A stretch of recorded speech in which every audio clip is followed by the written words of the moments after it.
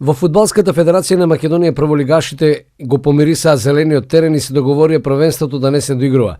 Шкендија, Работнички академија Пандев се залагаат да се игра целиот шампионат, додека останатите 7 прволигаши поддржаа идеја за прекин на фудбалскиот шампионат. Во очекување на официјалниот став од средбата, јасно е дека за конечна одлука околу тоа што со фудбалот во Македонија ќе се знае до крајот на оваа недела. Она што е јасно е дека нема време за одигрување на целиот шампионат, што е желба на Шкендија, Работнички академија Пандев. Ако се игра, тоа би било само 4 кола или 4 кола на некаков скратен плей-оф.